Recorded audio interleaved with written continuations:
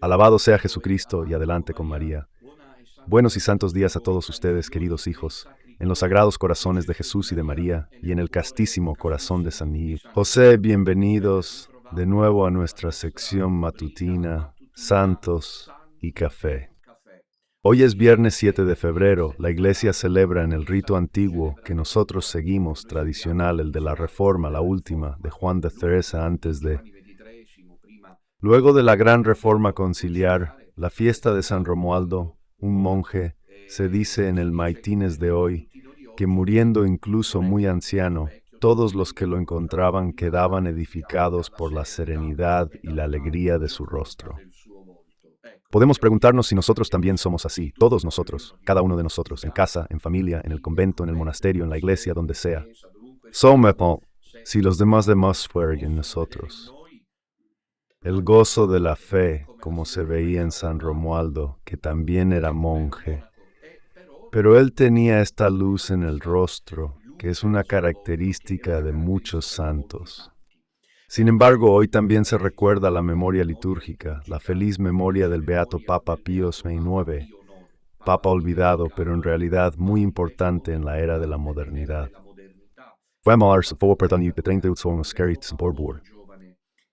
De Senigallia y proclamó el dogma de la Inmaculada Concepción. Fue el Papa que se exilió en Gaeta y del que deben conocer por primera vez toda la problemática cuestión romana, con la brecha de Porta Pía y todas las cuestiones del Resurgimiento relacionadas con la unidad de Italia.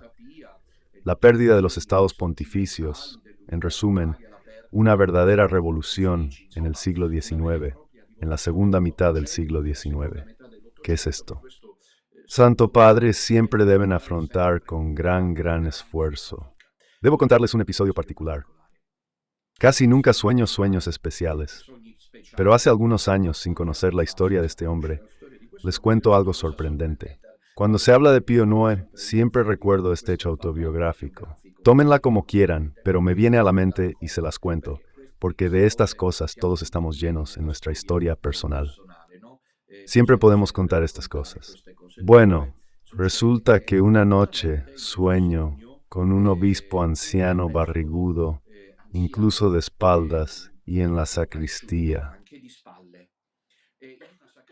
Ya llevaba puestos los hábitos pontificales y debía prepararse probablemente para celebrar misa o algo así.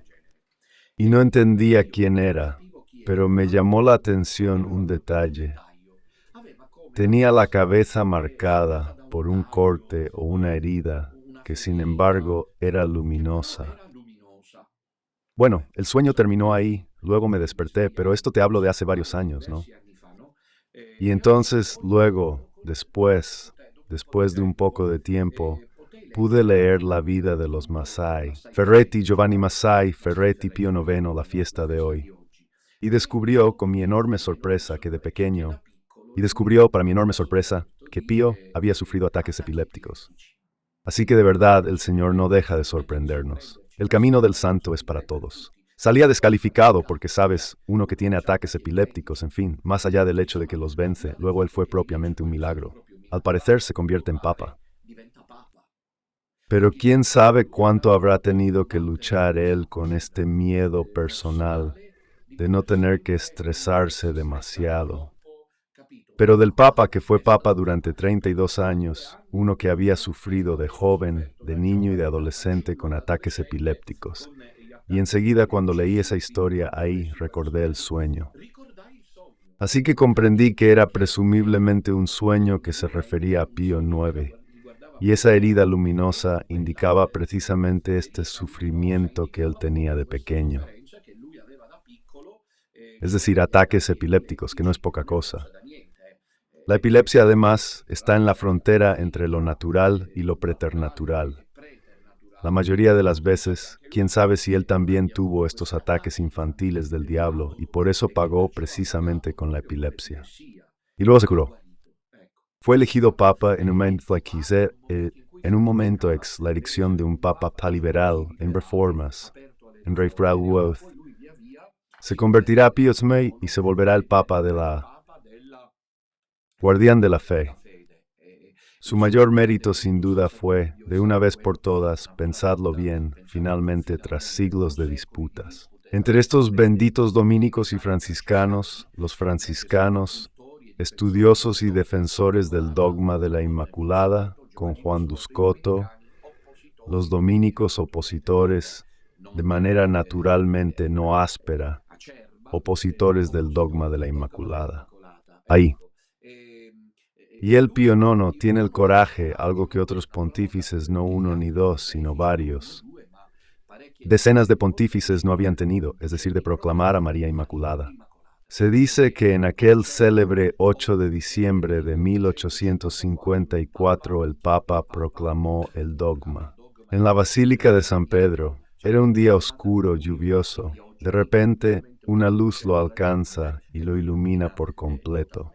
Y luego, 4 años después, la Virgen, en Lourdes, el 11 de febrero, que celebraremos dentro de unos días, de 1858, 4 años después, viene a confirmar que el dogma era algo bueno. Debéis sufrir mucho con el Papa, como es típico de los santos papas. Sufre con todos el Papa.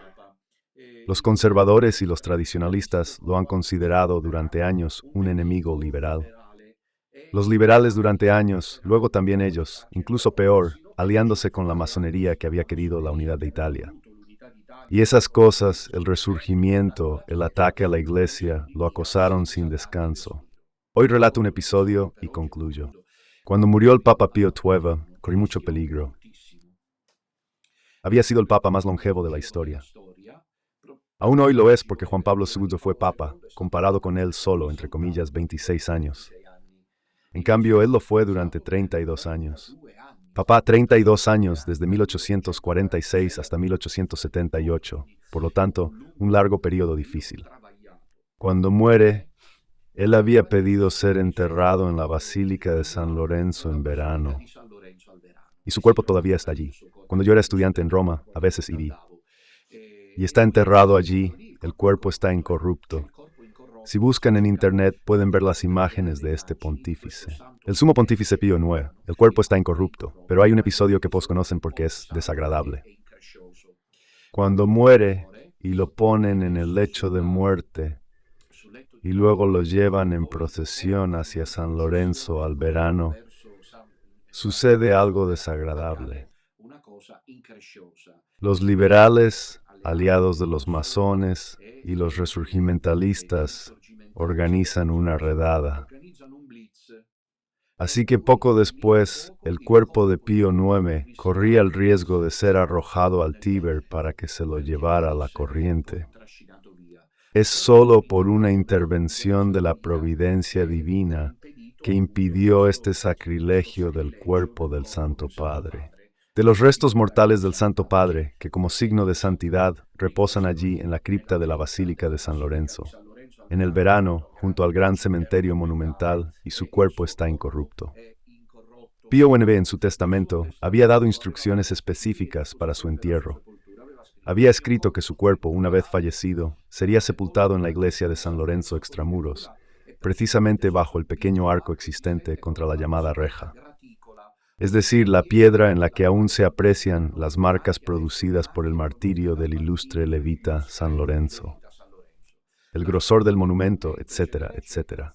Fuera del modesto monumento se verá esculpido una tiara papal, y aquí ven precisamente la urna con los restos mortales, allí en San Lorenzo Alberano, del Beato Pío IX, el Papa de la Inmaculada. Qué honor tiene de poder ostentarlo por siempre ante el trono de Dios. De este título, el Papa de la Inmaculada, el Papa de María, sin duda, el Papa Pío IX, el Beato. Pío IX, quien hizo varios milagros, algunos incluso están representados allí, si no recuerdo mal, en San Lorenzo. Bueno, si hoy hay mucho que decir, sigamos adelante. Pues bien, esta noche a las 9 en punto hay un rosario con los feligreses y las familias en este año 2025 dedicado al rosario. Si Dios quiere, un episodio interesante porque nos conectaremos con una familia de Melbourne, Australia. En Australia, esperemos que la conexión con nuestros directores y colaboradores del equipo funcione, pero está prevista esta noche la oración del rosario con los pioneros y una familia que llamará, si Dios quiere, desde Australia, desde Melbourne. Así que los espero a todos. Oremos intensamente en este momento en que el mundo está inmerso en cambios trascendentales a la vista de todos. Anoche se emitió el capítulo 19 del Apocalipsis, muy interesante. Espero que les haya interesado. Estamos avanzando ya en el capítulo 10 del Apocalipsis. Anoche hablamos de la sexta trompeta, capítulo 9, que fue el tema dominante. Luego introdujimos el capítulo 10 con el ángel poderoso. Si no la siguieron, encuéntrenla en la lista de Radio Domina Nostra. Nutíos de catequesis buenas, límpidas, cristalinas, sin la contaminación de la falsa iglesia y de la palabra de Dios, que nosotros, en Radio Domina Nostra, comentamos con abundancia. La encuentran disponible allí. Es el día de la pasión del Señor, Flores María. Os recuerdo los dos compromisos que todo el pequeño resto está llamado a vivir. Primero, el silencio de la carne. Hoy no se come carne ni sus derivados para honrar la pasión del Señor. Por favor, no coman carne y háganlo saber cuando se lo pregunten para honrar la pasión del Señor. Este es el primer compromiso. El segundo es el del bioejercicio del Vía Crucis. Adoremos a Jesús. En la cruz, que muere por nosotros, adoramos al Señor que da su vida para salvarnos. He aquí, contemplémoslo en la cruz incluso cuando rezamos el Santo Rosario. El viernes, cuando podemos, besamos más a menudo la Santa Cruz para adorar al Señor que muere por nosotros. Y así también el viernes. Podemos pensar en ofrecer nuestros sufrimientos al Señor para mantenernos unidos a su pasión. Saben que hoy también es el primer viernes de mes, y por lo tanto, el camino práctico de los primeros 9 viernes de mes es adorar el Sagrado Corazón de Jesús y ofrecerle digna reparación por la ingratitud y la indiferencia del mundo que, por desgracia, vemos ante nosotros. Tengamos cuidado de no caer nunca en la tibieza. Debemos estar siempre llenos de amor por el Señor, y si el Señor permite las pruebas para nosotros, es porque quiere. Quiere que el fuego de su amor invada nuestra alma, y este transire perigno, y pasar a través del fuego muchas veces conlleva el sufrimiento. Aceptémosla sin lamentarnos nunca sobremanera, acogiendo todo de las manos de Dios, tal como el Señor lo permite, con ese rostro luminoso y jocundo del que se habla hoy en la fiesta de San Romualdo. Mañana estamos en Génova, 8 de febrero, estamos en la ciudad de Génova. En el Holiday Inn, a las 4 de la tarde, habrá este encuentro de oración. Por favor, no falten, vía Milán, 47, en Suncorda. Ánimo, fieles del pequeño resto ligure, los esperamos a las 16 horas. Habrá amplia posibilidad de confesarse. Y después, el rosario sur sie Luego mañana por la noche, dado que hoy es viernes y mañana por lo tanto no hay santos y café, les recuerdo la cita de mañana por la noche. Con el ciclo de catequesis, pequeños, grandes héroes de la fe, me pidieron que los pusiera en resumen de un libro, veamos, porque estoy trabajando en el segundo volumen de comentarios al Evangelio de Juan, el Águila y el Sol. Son libros que pueden pedir, están disponibles en secretaría y mañana por la noche hablaremos de una figura bastante significativa, beatificada por Benedicto XVI, un joven de 18 años de una época, un joven, obtuvo Seferino Namuncurá. Ahí está el rostro indio, si pudiéramos decir, de este joven salesiano de segunda generación, traído a Italia por uno de los primeros colaboradores de Don Bosco. ¿Por qué se enferma de tuberculosis? Y él era argentino. Mañana por la noche, de pequeños grandes héroes de la fe, lentamente llega a su fin. Obviamente, abriremos otra sección en lugar de esta. Mañana a las 21 los espero. Para este episodio titulado Beato Seferino Namuncurá, que entra en contacto con los primeros colaboradores de Don Bosco, casi no lo conoce porque llega a Italia a finales del siglo XIX y aún está todo fresco. También conoció al Papa Pío IX, hablando de cruces. Me parece que era Pío IX, o quizás no lo recuerdo bien, tal vez León XIII, pero de todos modos, sí, León XIII. Mañana por la noche hablaremos de ello, miren. Este es su rostro, fue beatificado por Benedicto XVI. Y el domingo estamos en Turín, en el Pacific Hotel Fortino. Estamos en el Fortino, ¿entiendes? Nos vamos a refugiar en el fortín contra todos los enemigos. Disparamos flechas. En cuanto llegue un Bergoglio, un Variano, un Acume, nos ponemos ahí con las armaduras y dispararemos las flechas desde el puente.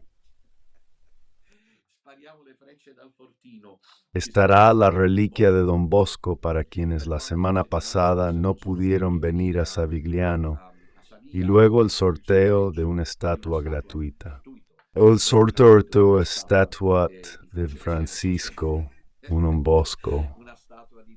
Os recuerdo la cita más importante el próximo martes en Verona, fiesta de la Virgen de Lourdes, que 4 años después, la proporción del dogma en esa oscura y húmeda gruta, que se convertirá en uno de los lugares más emblemáticos de la fe católica, se aparece a una joven montañesa de nombre Bernadetta Soubirous.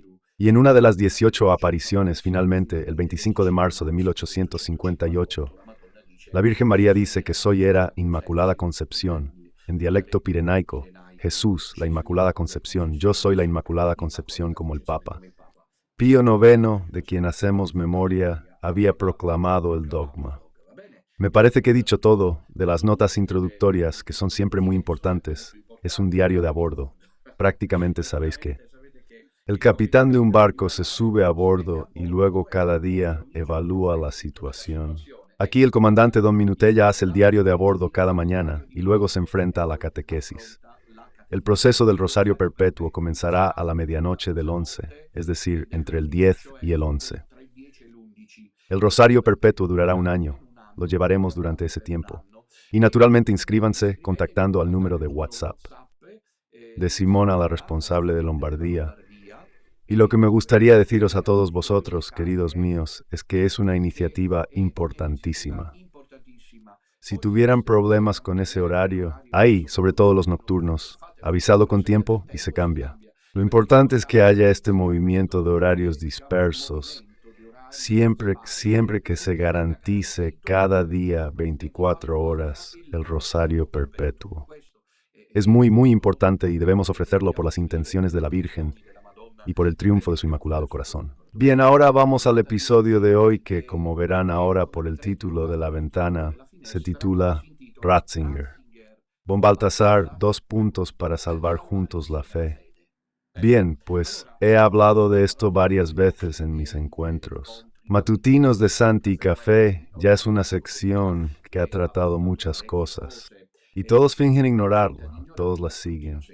Esto es cierto, desde los bergoglianos ultraprogresistas, a los Unacum, a los tradicionalistas, a los conservadores, todos siguen, en el sentido de que están atentos a lo que digo, santos y café. Y entonces todos saben que soy discípulo y me jacto de von Balthasar.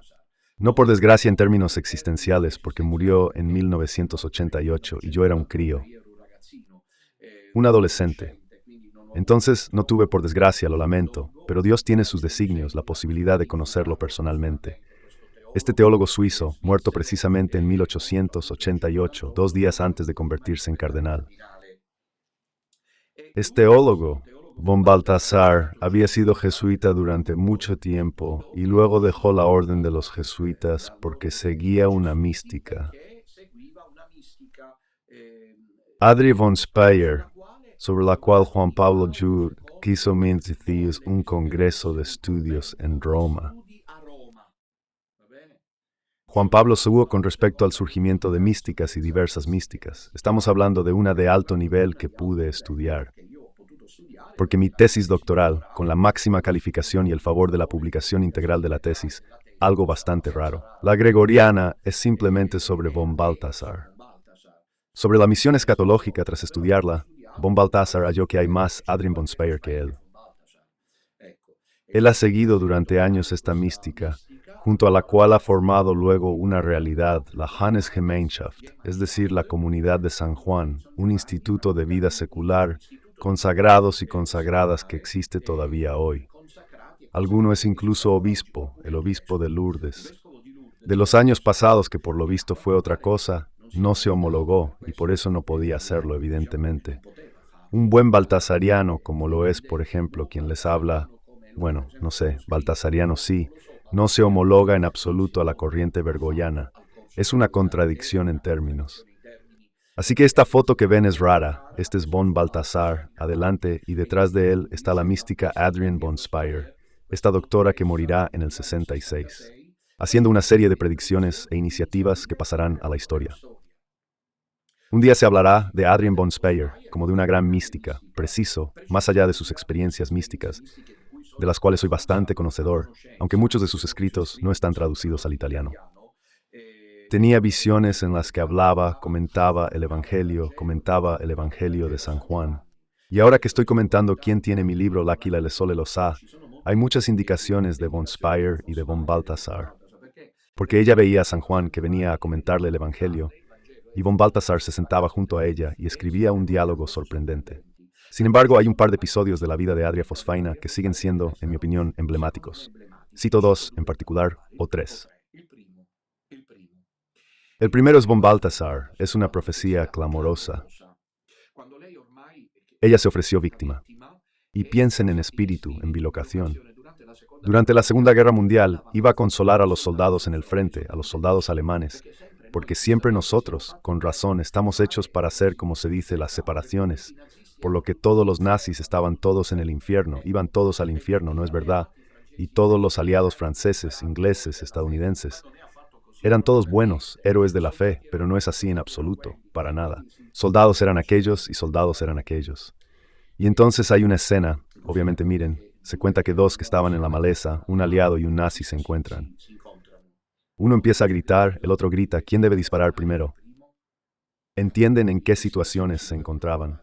Se dispararon el uno al otro, ambos murieron. Creo que de la mano se fueron al paraíso, quiero creerlo. De todos modos, quiero decir que von Speyr se lo tomaba como algo personal. El dolor, el miedo, la angustia de estos. Y von Balthasar cuenta todas estas cosas, por desgracia no traducidas al español. Por desgracia, también frecuenté la casa Balthasar, donde en Roma Ratzinger quiso esta casa de estudios. Y allí conseguí un par de reuniones, presentando también mi libro editado por la editorial María, fundada por el cardenal Angelo Scola, discípulo de von Balthasar.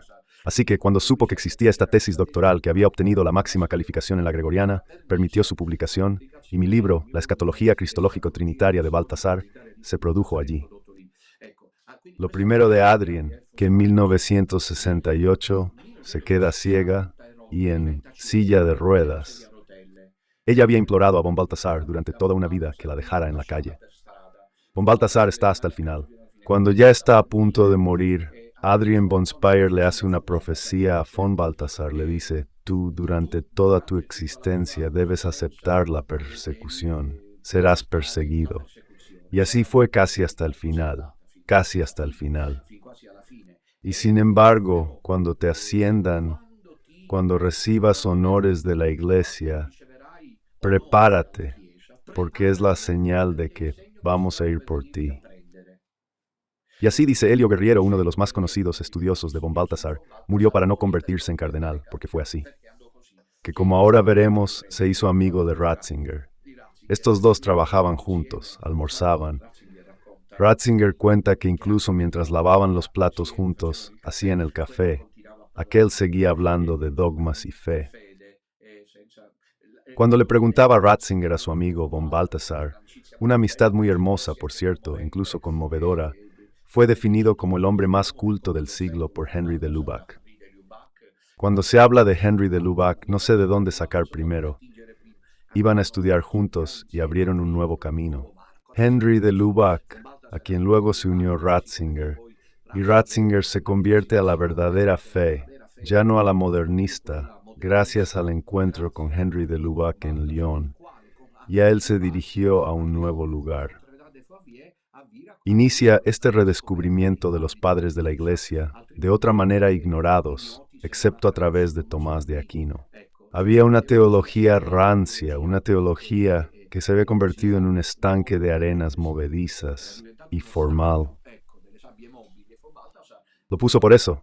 De hecho, la profecía de von Speyr se cumple porque en 1988, durante la Cuaresma, cerca de Pascua, el Santo Padre Juan Pablo II, por indicación sin duda de Ratzinger, comunica telefónicamente a von Balthasar que en el consistorio de junio del 88, 28 de junio del 88, lo habría creado cardenal. Los familiares de von Balthasar, él había pasado los últimos 20 años de su vida en familia, viajaba, lo invitaban a dar conferencias, él iba allí, daba la conferencia, era todo de una pieza, poco abierto a las relaciones. No es fácil, sí. Los familiares, después de este anuncio, ven que no lo da con especial alegría y con especial ligereza, sino como si se encerrara en sí mismo. En resumen, se habla de preparar, como pueden imaginar, la casulla, el hábito, etc. 2 días antes de convertirse en cardenal, muere. Se cumple la profecía de von Speyr que le había dicho: te vendremos a buscar cuando la iglesia te honre.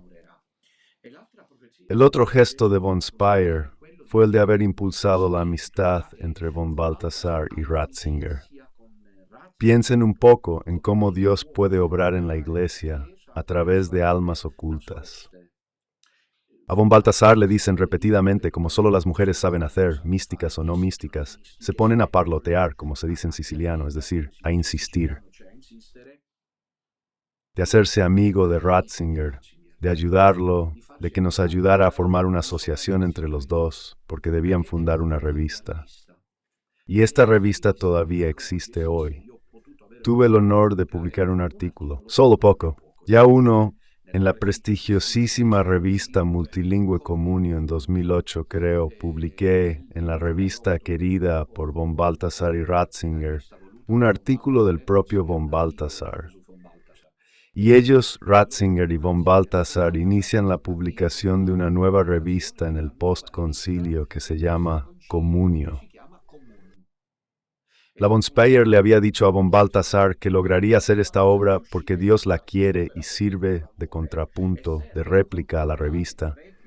Piensen un poco cómo las verdaderas místicas están atentas a estas cosas. Concilium que la había querido, piensen un poco. Karl Rahner, el verdadero antagonista de von Balthasar. ¿Vale? El verdadero antagonista de von Balthasar. Y entonces, esta revista se vuelve prestigiosa, Ratzinger y von Balthasar inician una verdadera colaboración, digamos así, de gestión empresarial, entre comillas, de la revista. Trabajaron juntos día y noche durante años, tanto que, como veremos más adelante,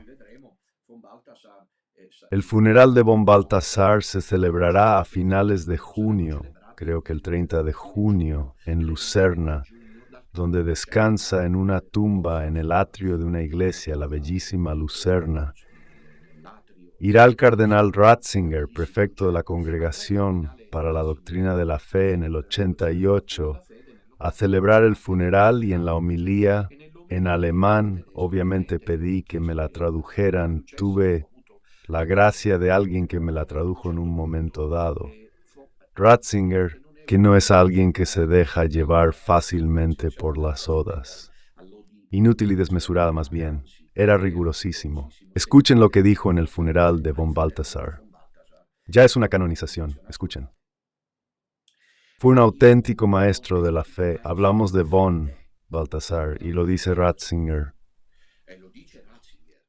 Fue un auténtico maestro de la fe, un guía seguro hacia las fuentes del agua viva, un testigo de la palabra del cual podemos aprender a Cristo, aprender la vida.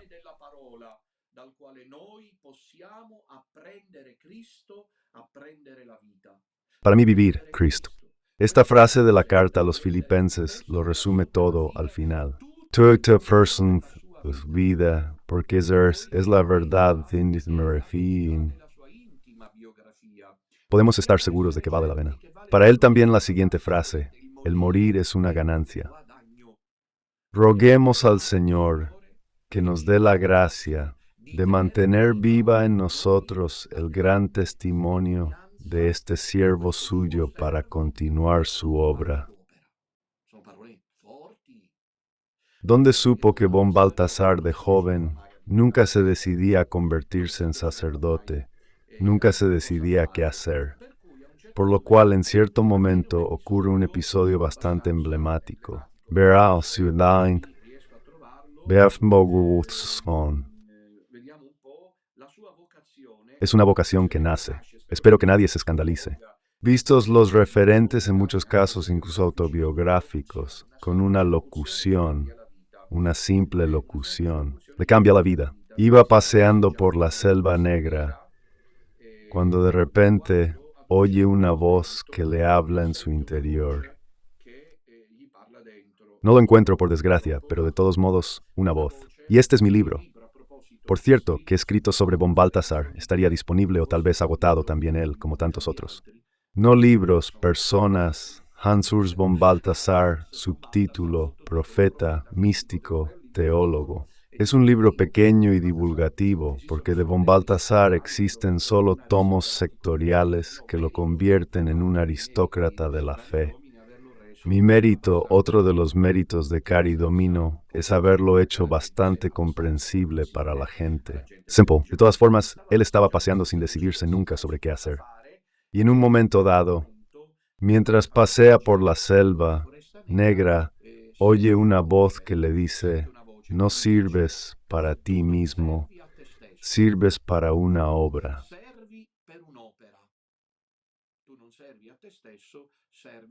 Así que se hace sacerdote y se convierte en el momento. Aquí les leo exactamente las palabras. Aún hoy, dice von Balthasar, después de 30 años podría reencontrar, en un remoto sendero de la selva negra alemana, no lejos de Basilea, el árbol bajo el cual fui alcanzado por un rayo repentino. ¿De qué se trataba exactamente? Y añade que oyó claramente una voz. Las locuciones, como enseña San Juan de la Cruz, tienen diferentes posibilidades. Son auriculares, internos,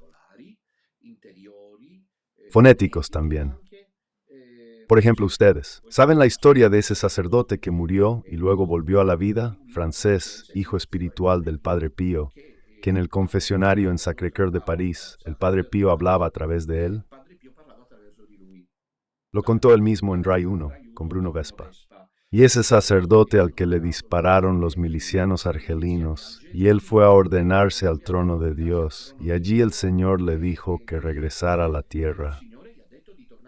Luego fue a Padre Pío, a quien veía como padre y guía.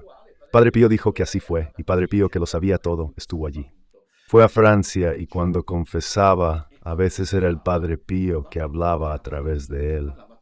Así que también hay traducciones fonéticas. Aquí este es el auricular, el de von Balthasar.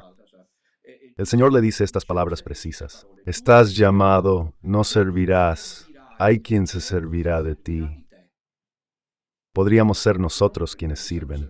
Es decir, el pequeño resto, incluso cuando no lo sabéis, es deudor de la obra de von Balthasar, porque se necesita el corazón, por lo tanto el rosario, la devoción, la espiritualidad, que es decisiva, pero se necesita esto para combatir a los malditos enemigos.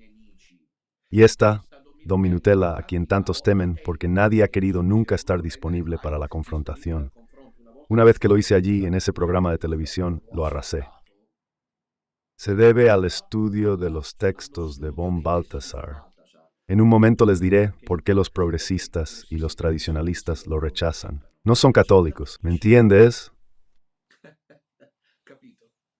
Von Balthasar se acerca simpático a los tradicionalistas, quienes insisten como mojigatos tetragonales como son, que von Balthasar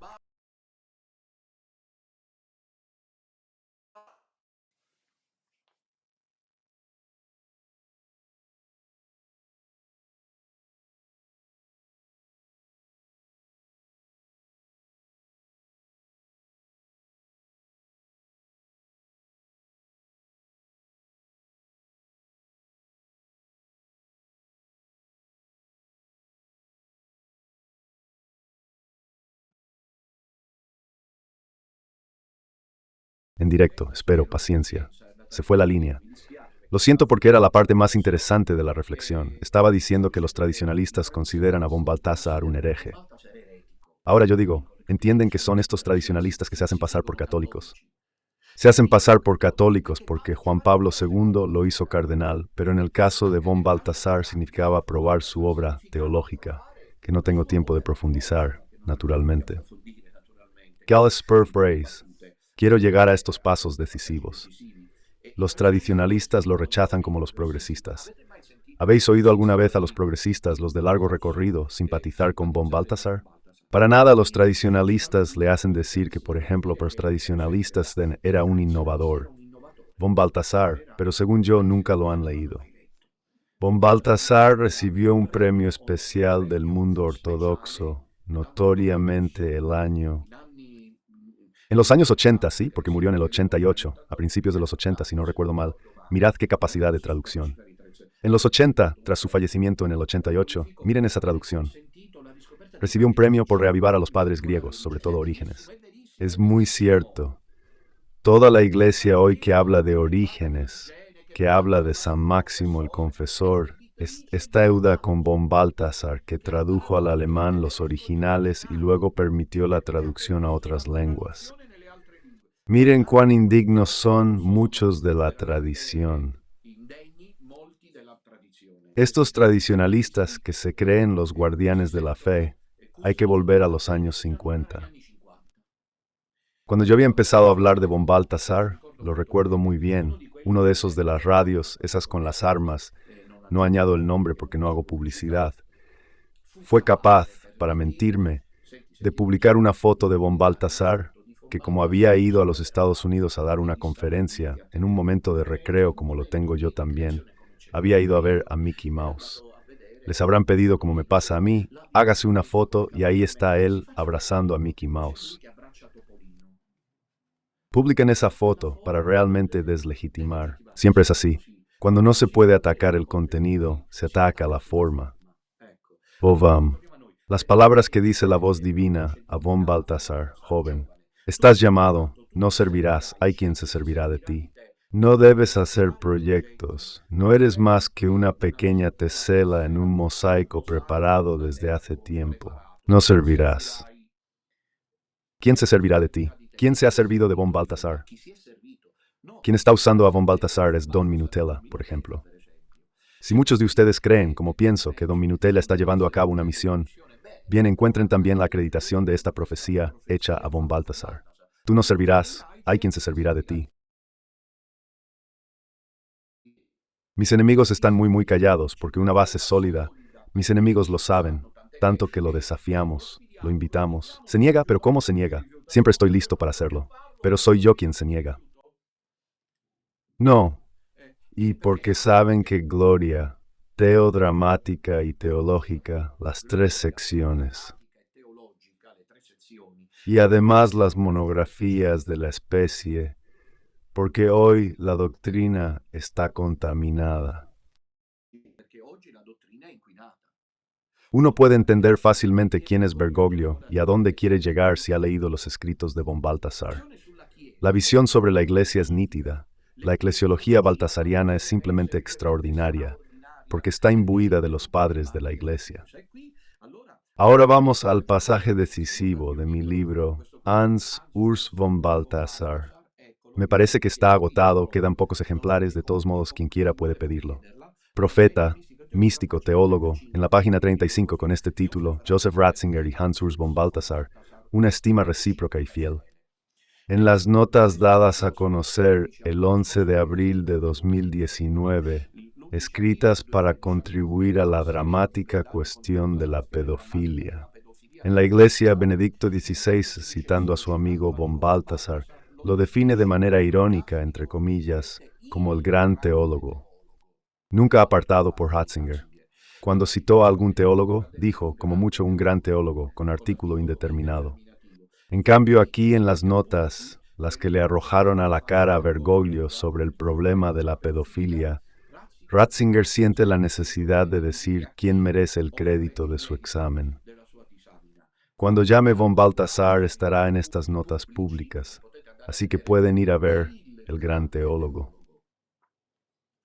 Siempre mesurado en sus términos, aquí parece que el amigo Ratzinger quiere ofrecer un modelo de pensamiento teológico, el de von Balthasar, que pueda servir de antídoto al monopolio progresista y neomodernista, mundialista y relativista de Karl Rahner, impuesto tras el Concilio Vaticano II.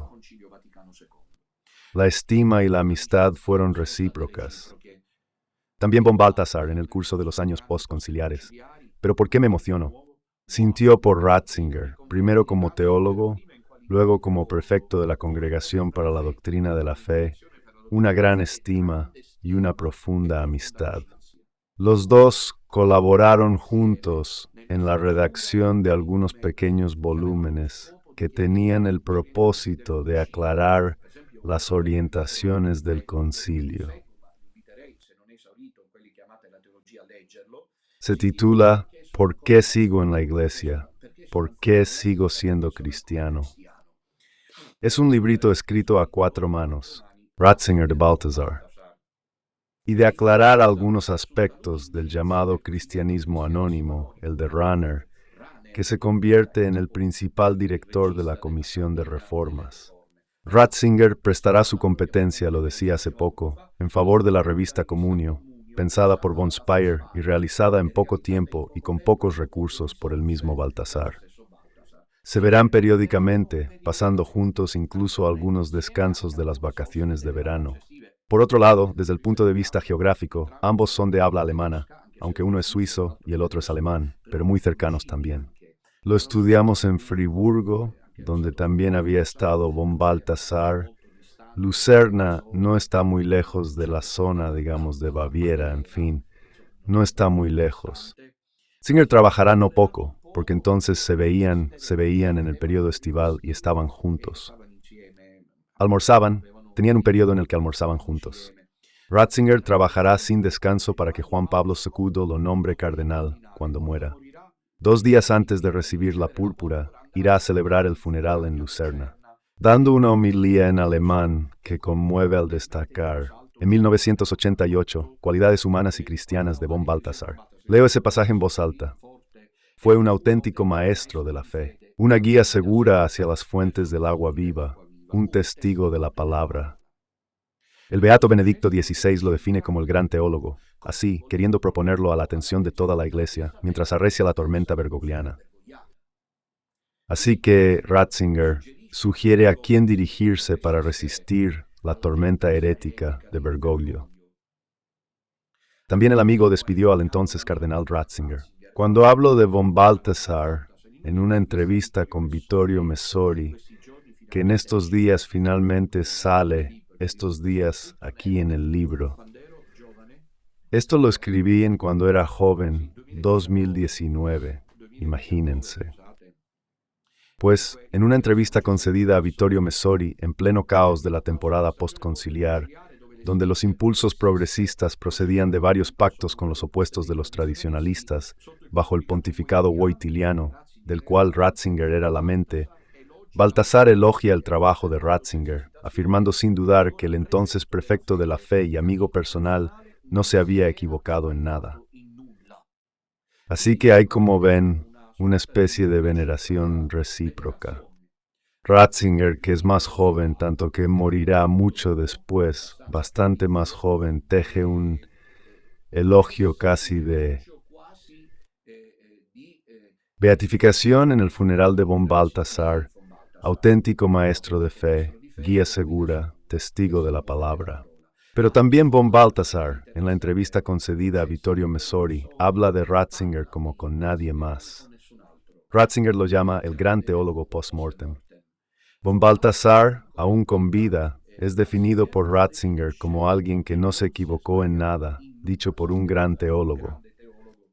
No se equivocó en nada, dice von Balthasar. No se equivoca en nada, no es poca cosa.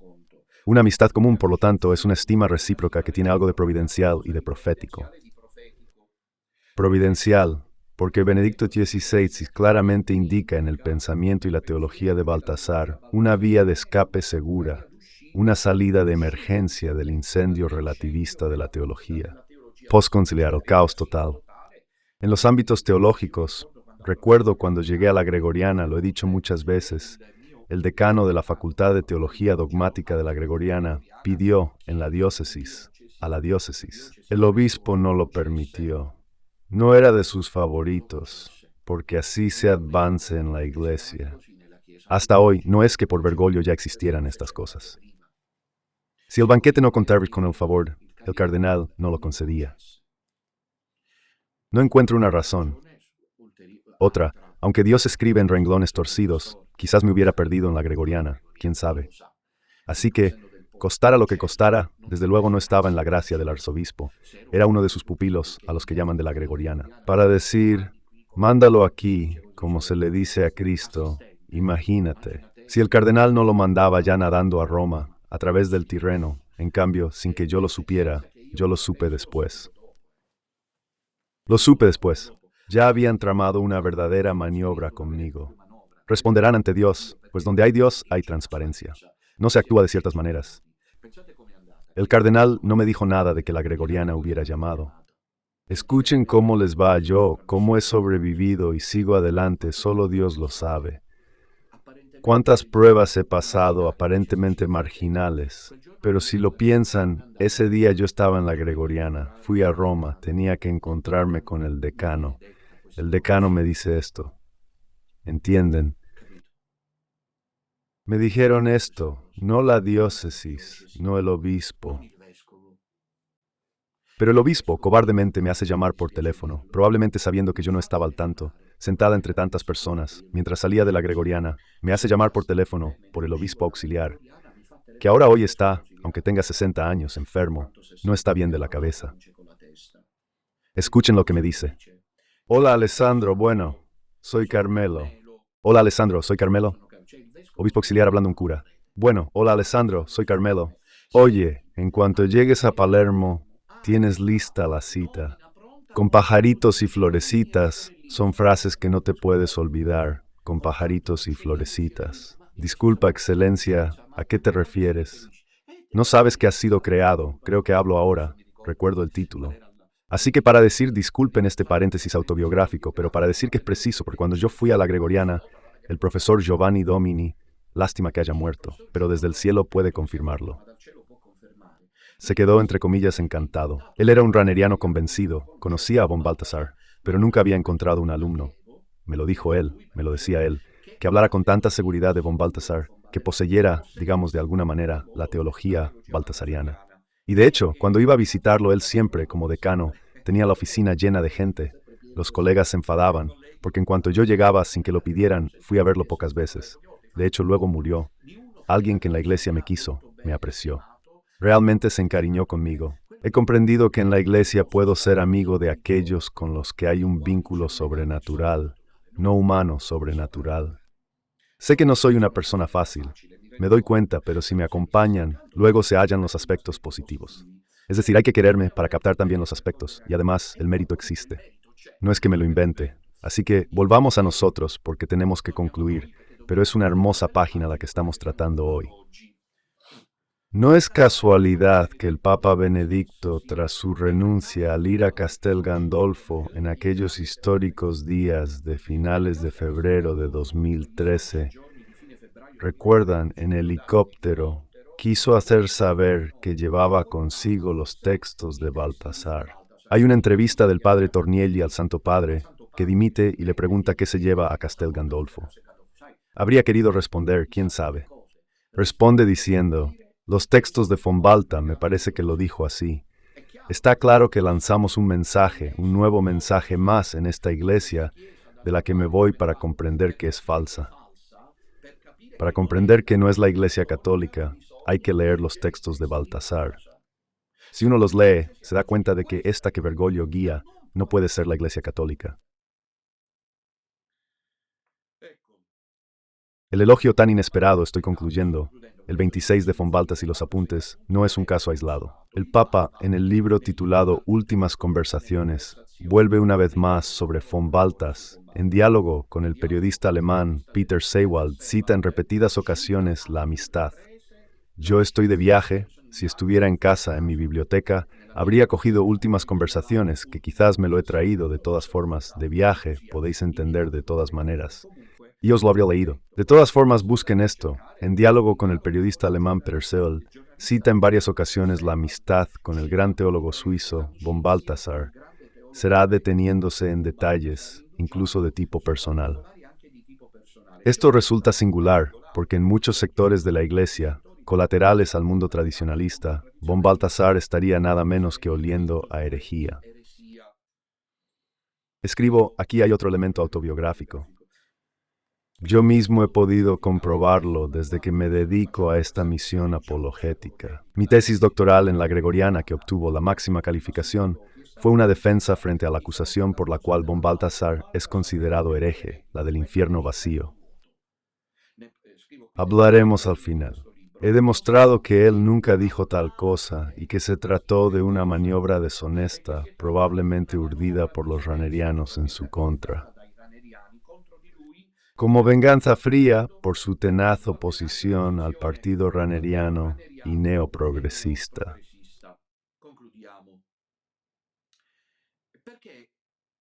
Así lo ha sostenido, por ejemplo, el padre Cavalcoli, Giovanni Cavalcoli. Y me sorprende, teólogo dominico, en una disputa conmigo en los últimos años, acusado según él de ser aún más hereje, ya que no hago más que apelar a la teología, al pensamiento de combatir. Disculpen, si A es B y B es C, A es igual a C. Si soy hereje, Ratzinger también lo es, y por eso soy tan odiado y temido. Son las verdaderas razones. No es solo la sala llena. Y cuando vienen los periodistas, los desmonto, los destruyo, los hago pedazos a los enemigos. Y ellos lo saben, porque sabes, cuando Cassius Clay subía al escenario, al ring, no se llamaba así.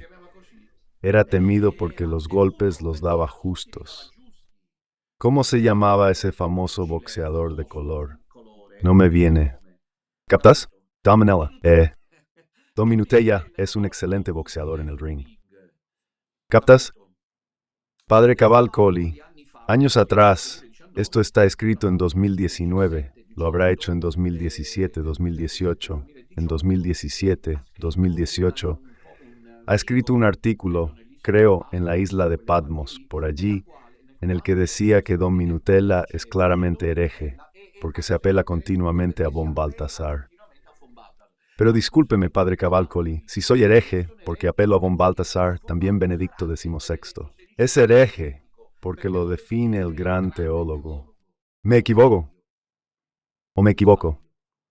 Y así los progresistas lo abandonaron en von Balthas, porque los ha decepcionado, siendo una mente tan brillante, como me dijo el obispo de Palermo y también el cardenal Burke, ambos increíbles. Tengan cuidado, mantengan los ojos abiertos, no crean en estas divisiones tan claras, porque luego la masonería al final los une por intereses comunes.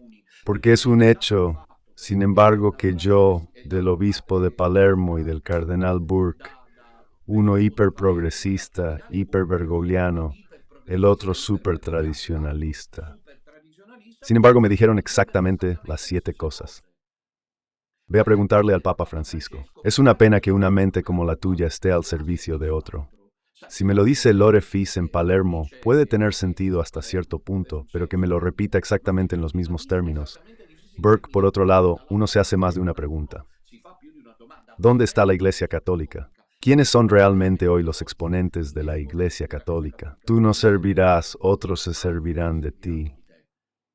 No es que von Balthasar estuviera predispuesto esto al servicio del pequeño resto de la decisión de Ratzinger, de dimitir, de irse. Ha abierto el camino para el pequeño resto católico, guiado por Don Minutella. La historia da respuesta. Los tradicionalistas también aparcaron a von Balthasar porque lo consideraron un teólogo modernista. Von Balthasar, teólogo modernista. Estos son unos cabrones, siento decirlo. Mirad lo que dice Ratzinger, una conmovedora, breve y eficaz descripción que hace de von Balthasar a Peter Sewald. Dice: un verdadero aristócrata. Sí, este es el límite de von Balthasar. Pero yo habría podido encontrarme con él. Si hubiera estado hoy, habría ido a verlo y habría insistido. Un verdadero aristócrata, dice Ratzinger, que ya sabemos quién era, se nota. De von Balthasar, el cual tocaba las sinfonías de Mozart, ese von Balthasar no era normal.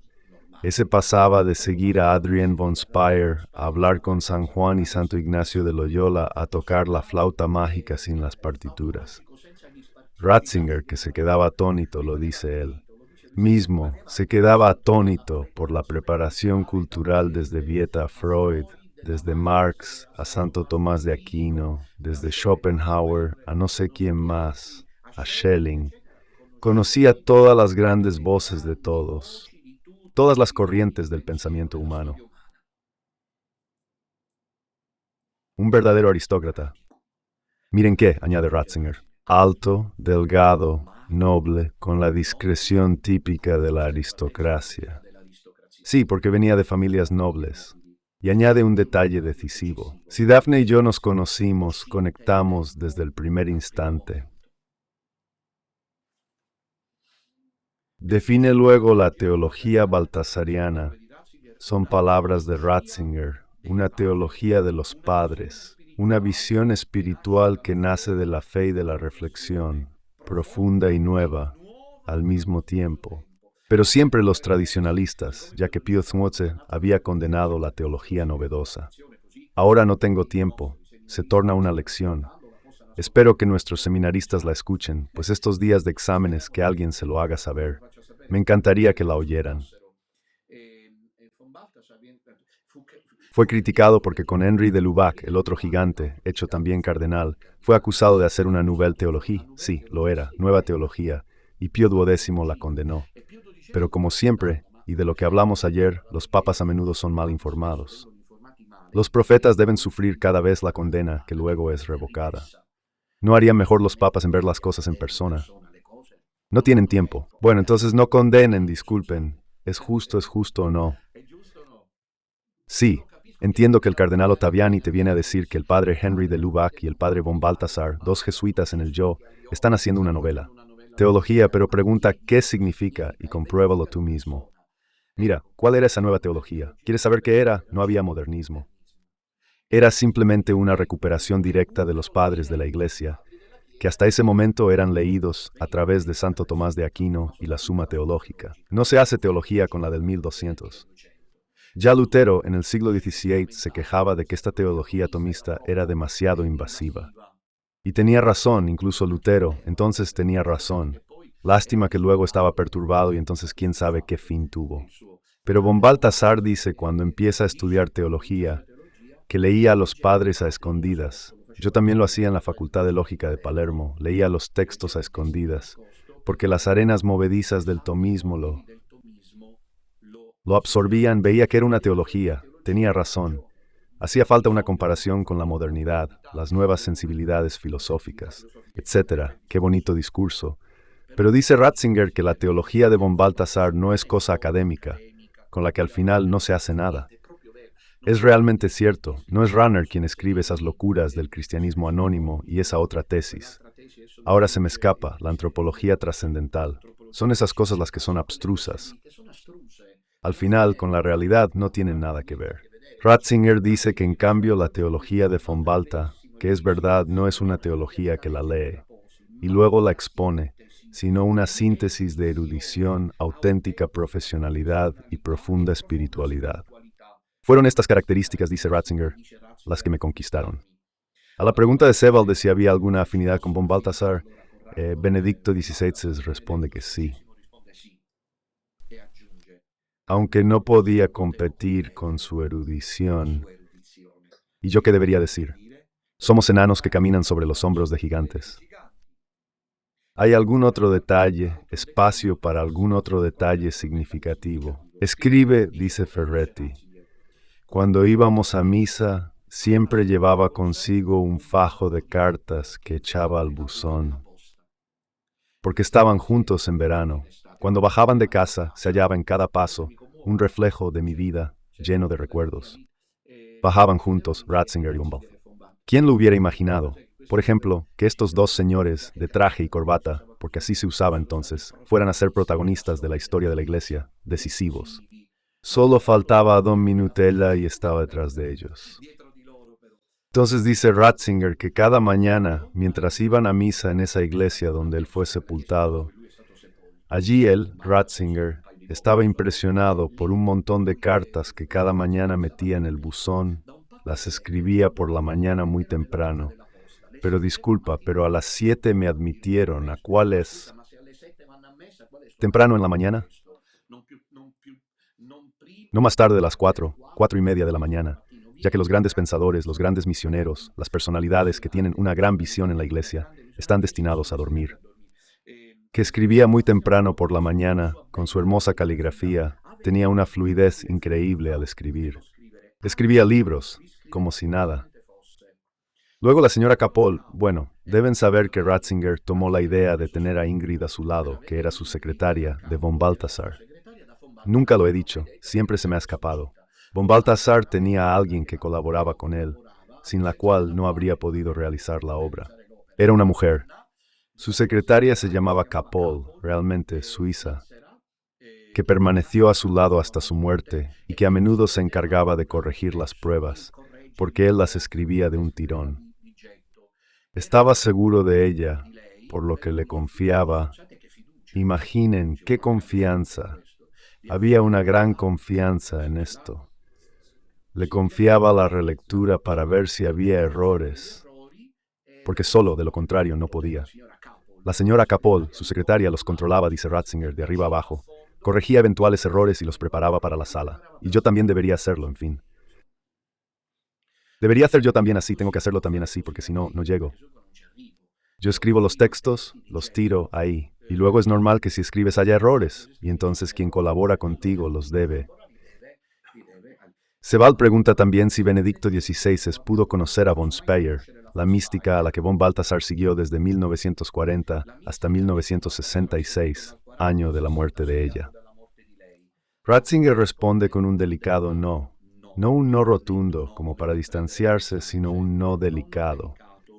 Y añade que, en el fondo, era precisamente él, su amigo Hans, quien ya era un místico. Queridos míos, los espero esta noche a las 9 para el rezo del Rosario y las familias en este año. De Rosario 2025. Si Dios quiere, en conexión con Australia, con Sydney y con Melbourne. Esperemos poder salir, recemos para que se pueda hacer la conexión. Y luego les recuerdo las citas de mañana en Génova y pasado mañana en Turín. Mañana a las 4 de la tarde en el Holiday Inn, en la calle Milán, y pasado mañana domingo en Turín, en el Pacific Hotel. Con la reliquia de Don Bosco y sorteo de estatua. Les recuerdo que mañana por la noche, a las 9, se emitirá el ciclo de catequesis titulado Pequeños y Grandes Héroes de la Fe, con la historia del beato Seferino Namuncurá, que murió a los 18 años.